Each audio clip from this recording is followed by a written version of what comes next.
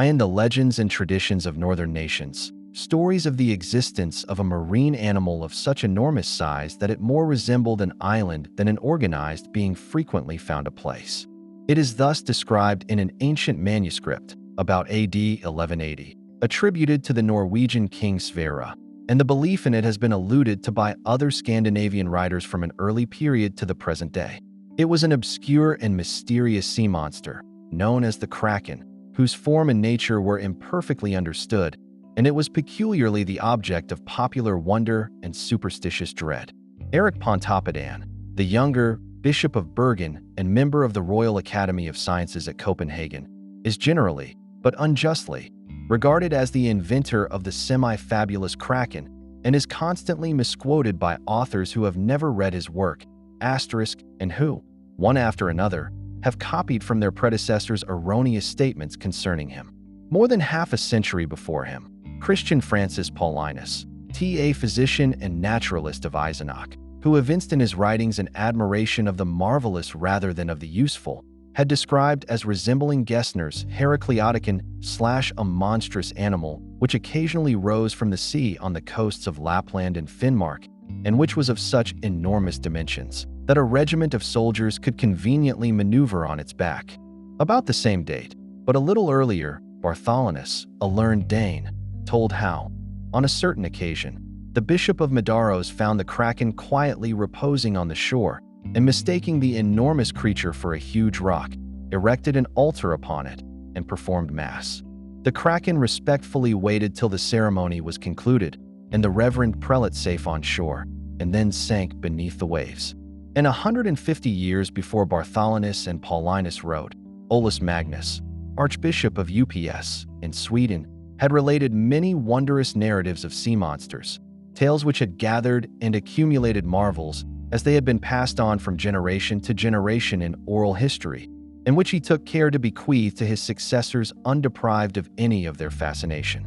According to him, the Kraken was not so polite to the laity as to the bishop, for when some fishermen lighted a fire on its back, it sank beneath their feet and overwhelmed them in the waters. Pontoppidan was not a fabricator of falsehoods, but, in Olaus Magnus has sometimes been mistaken for his brother and predecessor in the archiepiscopal see, Johann Magnus, author of a book entitled Gothrum, Swaverunk Historia.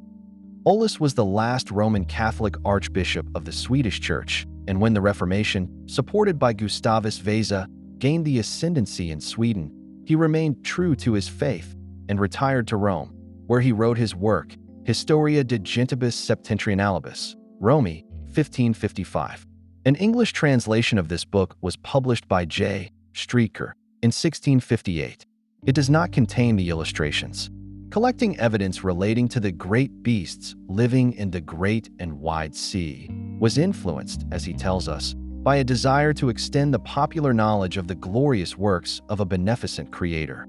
He gave too much credence to contemporary narratives and old traditions of floating islands and sea monsters, and to the superstitious beliefs and exaggerated statements of ignorant fishermen. But if those who ridicule him had lived in his day and amongst his people, they would probably have done the same. For even Linnaeus was led to believe in the Kraken and catalogued it in the first edition of his Systema Naturae as one sepia microcosmos. He seems to have afterwards had cause to discredit his information respecting it, for he omitted it in the next edition. The Norwegian bishop was a conscientious and painstaking investigator, and the tone of his writings is neither that of an intentional deceiver nor of an incautious dupe. He diligently endeavored to separate the truth from the cloud of error and fiction by which it was obscured, and in this he was to a great extent successful, for he correctly identifies, from the vague and perplexing descriptions submitted to him, the animal whose habits and structure had given rise to so many terror-laden narratives and extravagant traditions.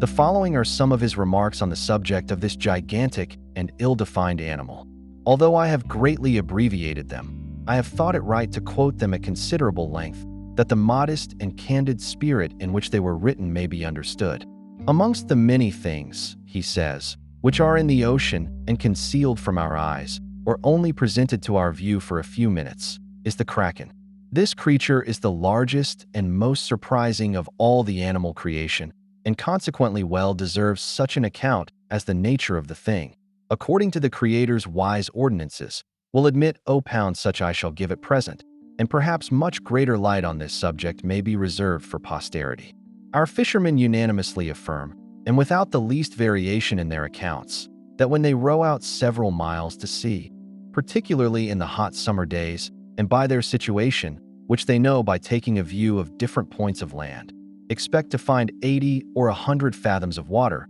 it often happens that they do not find above 20 or 30, and sometimes less. At these places they generally find the greatest plenty of fish, especially cod and ling. Their lines, they say, are no sooner out than they may draw them up with the hooks all full of fish. By this they know that the Kraken is at the bottom. They say this creature causes those unnatural shallows mentioned above and prevents their sounding. These the fishermen are always glad to find, looking upon them as a means of their taking abundance of fish. There are sometimes 20 boats or more got together and throwing out their lines at a moderate distance from each other, and the only thing they then have to observe is whether the depth continues the same, which they know by their lines, or whether it grows shallower, by their seeming to have less water. If this last be the case, they know that the Kraken is raising himself nearer the surface, and then it is not time for them to stay any longer. They immediately leave off fishing, take to their oars, and get away as fast as they can.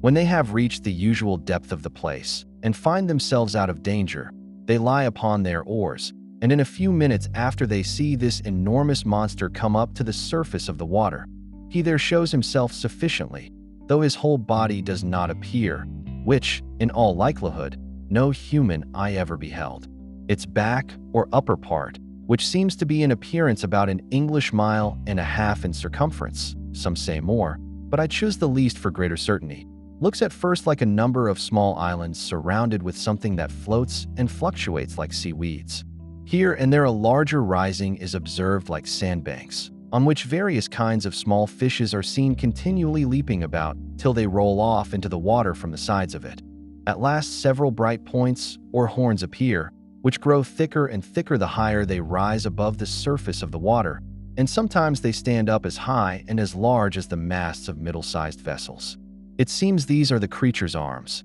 and it is said if they were to lay hold of the largest man of war they would pull it down to the bottom. After this monster has been on the surface of the water a short time, it begins slowly to sink again, and then the danger is as great as before, because the motion of his sinking causes such a swell in the sea, and such an eddy or whirlpool, that it draws everything down with it, like the current of the river Mail. As this enormous sea animal in all probability may be reckoned of the polyp, or of the starfish kind, as shall hereafter be more fully proved, it seems that the parts which are seen rising at its pleasure, and are called arms, are properly the tentacula, or feeling instruments, called horns, as well as arms. With these they move themselves, and likewise gather in their food. Besides these, for this last purpose the great Creator has also given this creature a strong and peculiar scent, which it can emit at certain times, and by means of which it beguiles and draws other fish to come in heaps about it. This animal has another strange property, known by the experience of many old fishermen. They observe that for some months the Kraken or crabben is continually eating, and in other months he always voids his excrements. During this evacuation the surface of the water is colored with the excrement, and appears quite thick and turbid. This muddiness is said to be so very agreeable to the smell or taste of other fishes, or to both, that they gather together from all parts to it, and keep for that purpose directly over the Kraken. He then opens his arms or horns, seizes and swallows his welcome guests, and converts them after due time, by digestion, into a bait for other fish of the same kind. I relate what is affirmed by many, but I cannot give so certain assurances of this particular as I can of the existence of this surprising creature, though I do not find anything in it absolutely contrary to nature. As we can hardly expect to examine this enormous sea animal alive, I am the more concerned that nobody embraced that opportunity which, according to the following account, once did, and perhaps never more may offer, of seeing it entire when dead.